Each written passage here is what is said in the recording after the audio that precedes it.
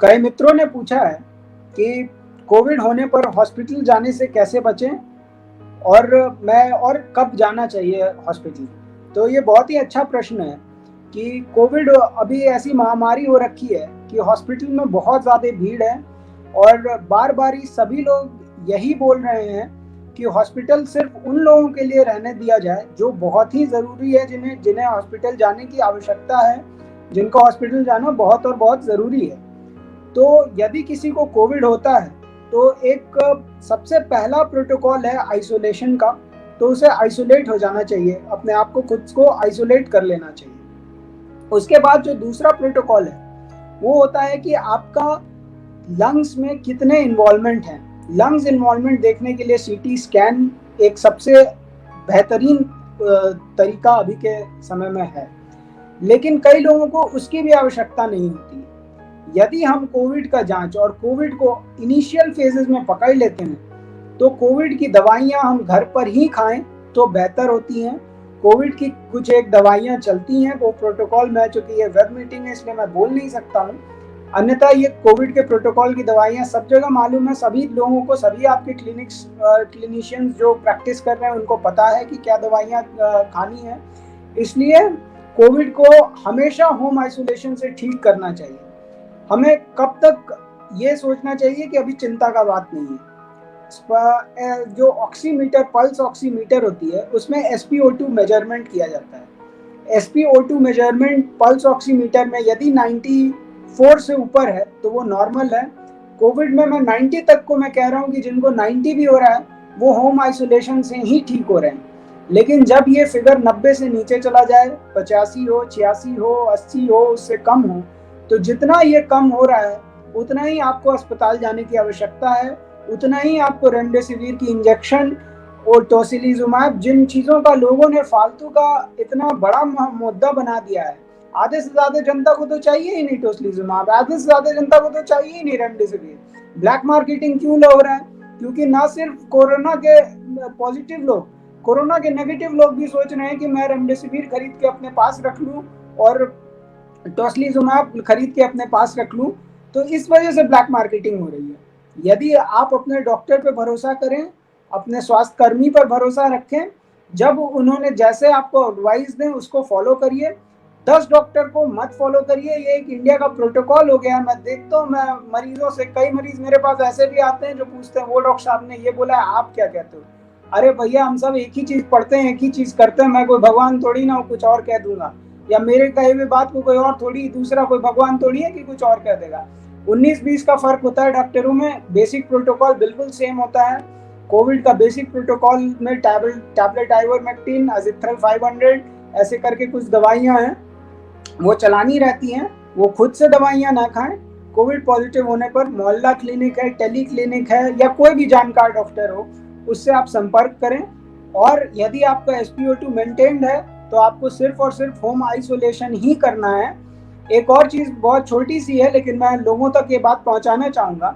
कई बार ऐसा होता है कि SpO2 का लेवल जो हमारा पल्स ऑक्सीमीटर है वो भी चाइनीज कंपनियां बनाती हैं, तो उसका भी हाल वैसे ही माशाल्लाह ही रहता है। तो उसमें आप या तो 2 ऑक्सी पल्स ऑक्सीमीटर रखें, वरना कभी कभी वो फॉल्स रीडिंग देती है। 2 रहने पे वो बहुत ही बिल्कुल है एक्यूरेट, दोनों से आपने मिला लिया, दोनों में अगर 90 प्लस है कोई चिंता नहीं। वरना कई बार ऐसा होता है कि आदमी सांस वांस ले रहा है और उसका पल्स ऑक्सीमीटर पे 70 आ रहा है, वो आराम से। तो ऐसा इसीलिए होता है क्योंकि कुछ ना कुछ बैटरी उसकी अक्सर खराब हो जाती है। तो बैटरी को बदलें और पैनिक ना करें, जो मैं शुरू से कह रहा हूँ कि मनोबल बढ़ा के रखें कि हाँ, हमें ठीक होना है और हम कोरोना को हरा के रहेंगे और हम जीत के रहेंगे। हमें अपने वालों, अपने सभी घर वालों के लिए जीना है, हमें आगे बढ़ना है। तो हमें किसी भी प्रकार की कोई दिक्कत नहीं होगी। हमें अपने दिमाग से काम लेना है, तभी हम कोरोना को पराजित कर पाएंगे। हम घबराएंगे नहीं, हम किसी कुछ भी इस तरह का हरकत नहीं करेंगे जिससे परेशानी बढ़ेगी ना कि घटेगी। कब हमें अस्पताल जाना चाहिए, इस बारे में मैं यही कहता हूं कि अपने फिजिशियन से परामर्श करें।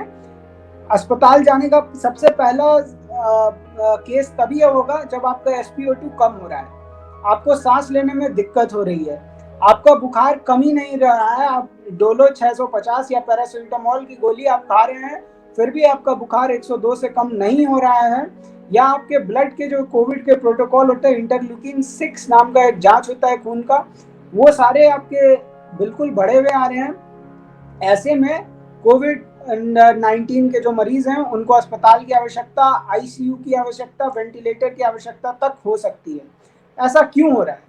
सामान्यतः हम सभी जानते हैं, हम अपने वैज्ञानिक में बचपन में ही पढ़ चुके होते हैं कि हवा में 21% ऑक्सीजन है, 78% नाइट्रोजन है एवं अन्य गैसेस 1% है।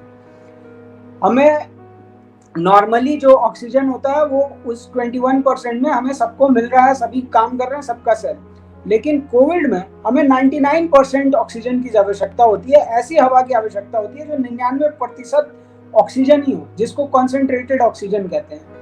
ऐसे में जो कि हमें यूजुअली 250 मिलीलीटर प्रति मिनट हम ऑक्सीजन ले रहे हैं। जो भी इंसान है जो स्वस्थ है, आप हो, कोई भी स्वस्थ व्यक्ति हो, मैं हूँ, 250 मिलीलीटर प्रति मिनट ऑक्सीजन हम अंदर ले रहे हैं। लेकिन कोविड में जब कोविड लंग्स को अफेक्ट कर जाती है, वो भी अर्ली स्टेज नहीं, बाद के स्टेज में, वो भी तब जब हम ध्यान नहीं दिए, जब हमने कोई दवाइयां नहीं खाई, कोविड बढ़ गया, 10 दिन हो गया बीमारी के, हमने पहले 3-4 दिन उसको इग्नोर किया, कोई नहीं, सर्दी है ठीक हो जाएगा, खांसी है ठीक हो जाएगा, बुखार है ठीक हो जाएगा।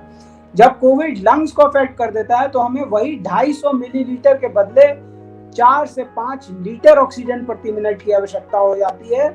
और वो आईसीयू में, और वही वेंटिलेटर्स पे आईसीयू में हमें 40 से 50 लीटर ऑक्सीजन प्रति मिनट की आवश्यकता हो जाती है, क्योंकि वो हमारा लंग्स की क्षमता जैसे जैसे कम होती है, ऑक्सीजन रिक्वायरमेंट वैसे वैसे बढ़ती है।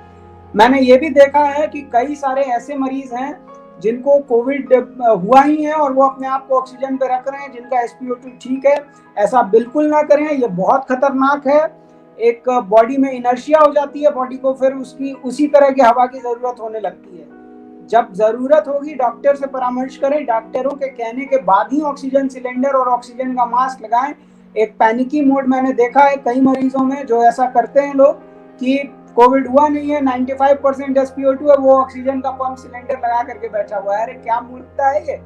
ऐसा कोई गलती ना करें, पैनिक ना करें, संयम से काम लें, अकल से काम लें, अपने डॉक्टर से बात करें।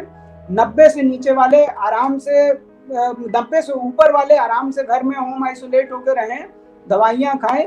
90 से नीचे वालों को ही अस्पताल की आवश्यकता है। अगर आपने अभी तक हमारा चैनल सब्सक्राइब नहीं किया है तो सब्सक्राइब करें और घंटी का बटन बिल्कुल भी दबाना ना भूलें, ताकि सभी लेटेस्ट खबरें पहुंच सकें आप पे सबसे पहले।